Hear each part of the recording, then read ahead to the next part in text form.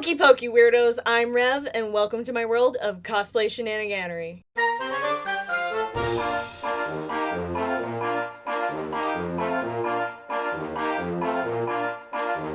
Way back in 2020, I made my first two videos, and they were both revolving around my Mad Hatter cosplay.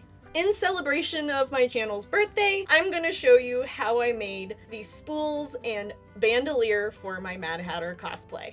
The base supplies I used was cardboard of some form, small dowels of some form, and yarn. The cardboard I chose to use was a piece of a shelving unit that peeled off because it was fake wood. And this fake wood texture really does help with giving off the vibes of an old sewing spool, so this worked out perfectly. Next, I found a circular object so that I could trace out the shapes of the heads and tails of the spools. My circular object was the lid from my dog's heart medication bottle. Because I'm making 3 spools in this video, I needed to trace out 6 circles. Then grab your box cutter or X-Acto knife and start cutting those suckers out. Because I had fake but almost wood, it took a lot more sawing through than it would with average cardboard. This would be so much easier if I had a laser cutter.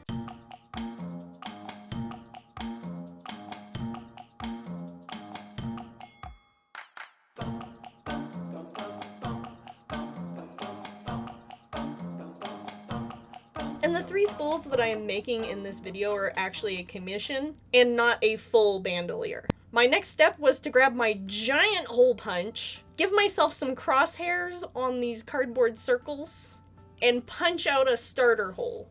The holes on my hole punch didn't get as big as I really wanted, so that takes us to the next step of enlarging the holes once the hole punch has gotten me started.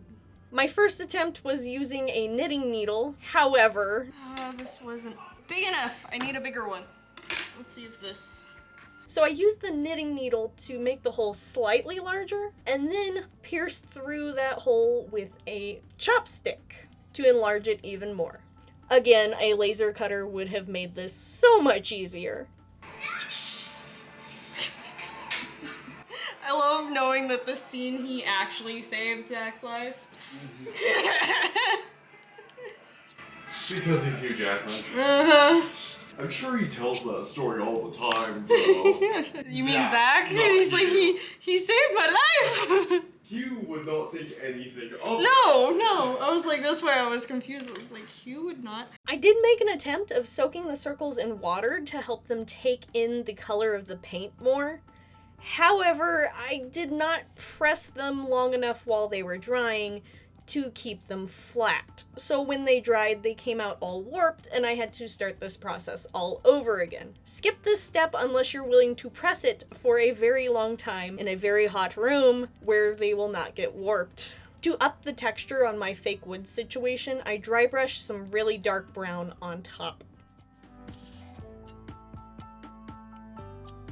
Since my edges were so rough from cutting everything out with a box cutter, I went in with my Dremel to smooth everything out. And be sure to wear your respirator, your safety goggles, or go through with any of the other safety situations listed on the packages of the materials that you are using, because I am not going to be held responsible for anyone losing an eye or stopping their breathing.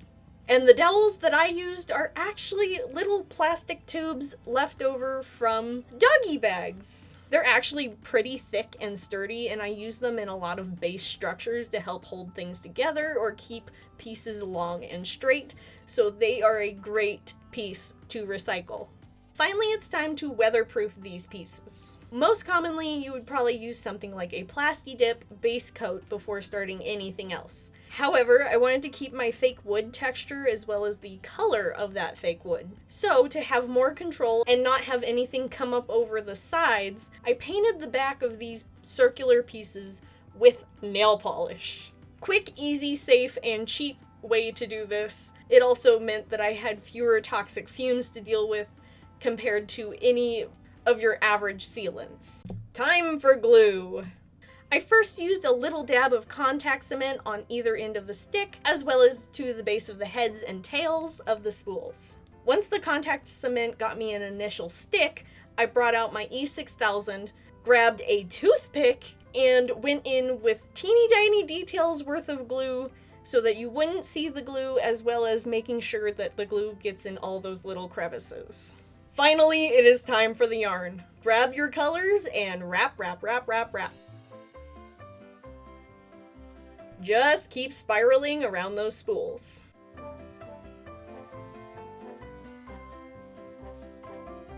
And I use yarn because it's so much thicker and oftentimes brighter. This being more eye-catching, as well as it will take up so much more room and space on these spools that you don't have to wrap nearly as much if you would if you used thread.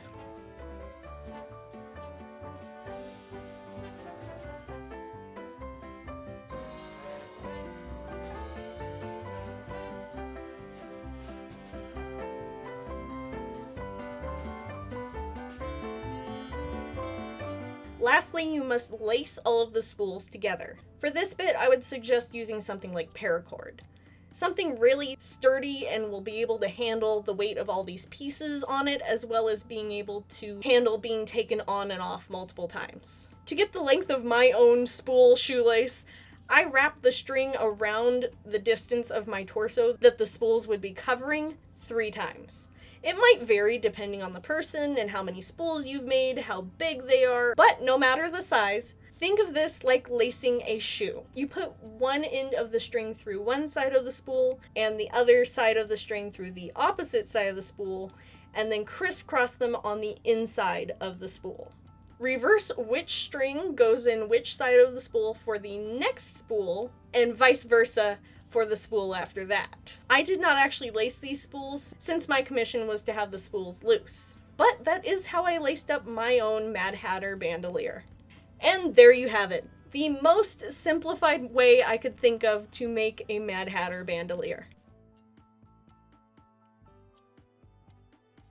And if you have made it this far into the video, watching it all the way through, I am ever so grateful. Remember that those watch hours really do help a creator out, and would be even more grateful if you could remember those subs, comms, thumbs, and a ding.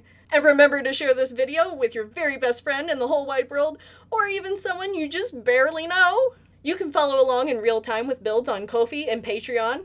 I hope you all stay safe and show kindness and are caring towards each other. Be sure to give someone a nice compliment today, and welcome to the madness.